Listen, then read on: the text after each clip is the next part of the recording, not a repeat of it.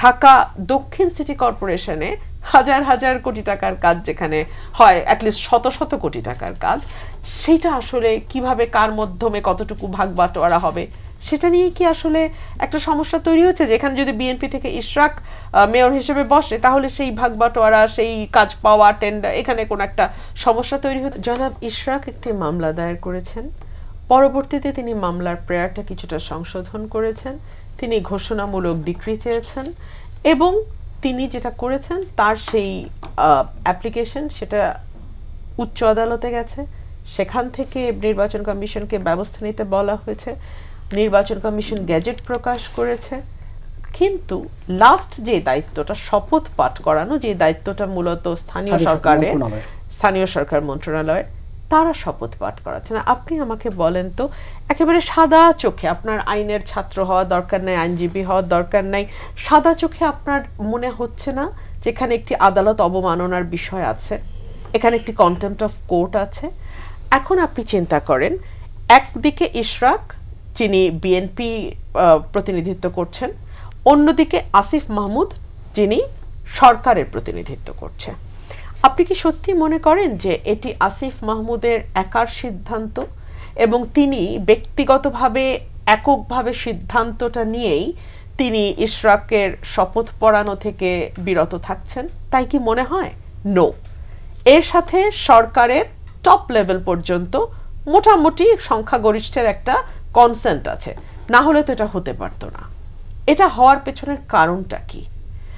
আমরা জানি দক্ষিণে তো ইশরাক, উত্তরের যিনি প্রশাসক হিসেবে নিয়োগ পেয়েছেন তার বিরুদ্ধে একটি বিশেষ নিষিদ্ধ রাজনৈতিক জঙ্গি সংগঠন করবার অভিযোগ এসছে এবং তিনি সেখানে কিভাবে গেলেন, কোন প্রক্রিয়ায় তাকে সেখানে পদায়ন করা হলো, এর কোনো কিছুই কিন্তু আমরা জানি না।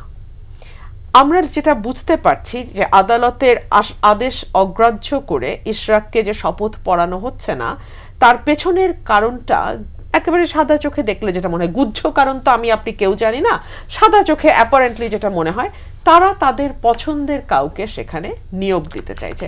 এবং আজকে তো দেখলাম যে আসিফ মাহমুদ এটাও বলেছে যে ওনার তো সময় পেরিয়ে গেছে, শেষ হয়ে গেছে, সো এটা নিয়ে তো এখন আর কথা বলার কিছু ব্যাপার নাই।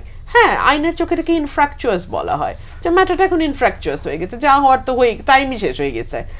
টাইমটা শেষ হলো কেন? টাইমটা শেষ করলো কারা? কেন তাকে শপথটা পড়ানো হলো না? কারণ কি তারা তাদের পছন্দের কাউকে সেখানে নিয়োগ দিতে চাইছিলেন? তাতে কি তাদের 300, 400, 500 কোটি টাকার কাজ পাওয়া, কাজের নামে টাকা পকেটস্থ করাটা সহজ হতো?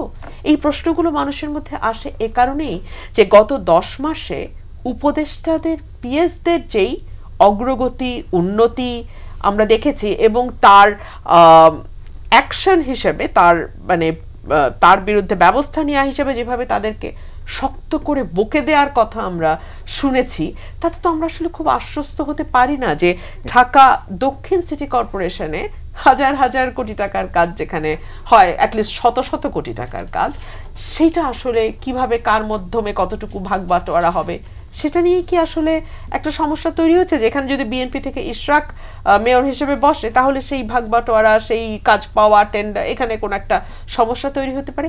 আরও একটা কথা বাজারে চালু আছে, আসিফ মাহমুদ যিনি স্থানীয় সরকার বিষয়ক উপদেষ্টা, তিনি ঢাকার কোন একটা আসন থেকে নির্বাচন করতে চান।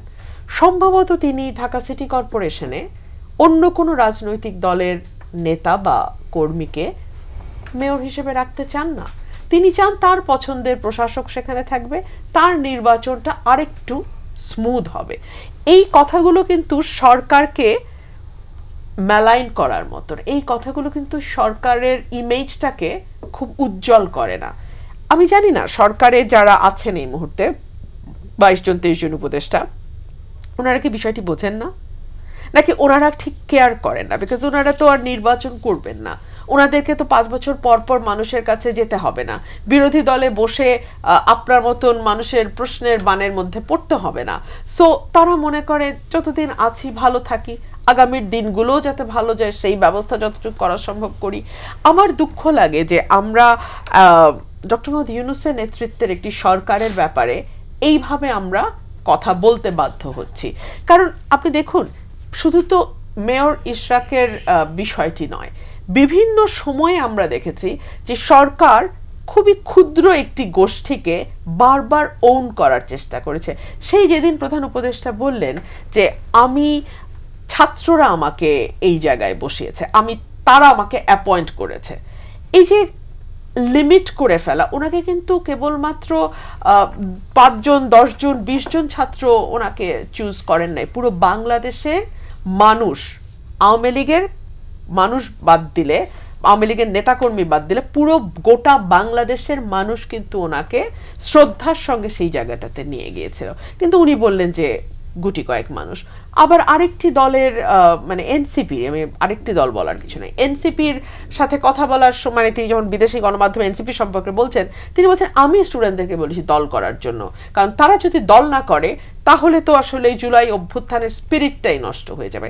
সো এই কথাগুলোর মধ্যে দিয়ে বারবার বারবার বারবার তিনি বলেছেন, বার্তা দিয়েছেন, এবং কখনো স্পষ্ট কখনো অস্পষ্টভাবে বুঝিয়ে দিয়েছেন যে তিনি একটা লিমিটেড অংশের মানুষ বা একটা লিমিটেড গোষ্ঠীর মানুষকেই তিনি রিপ্রেজেন্ট করতে স্বচ্ছন্দ বোধ করেন। খুব সম্ভবত সেই কারণেই সেই গোষ্ঠীর বাইরের কাউকে মেয়র হিসেবে আনাটা সরকারের জন্য খুব বেশি কমফোর্টেবল মনে হয় নাই।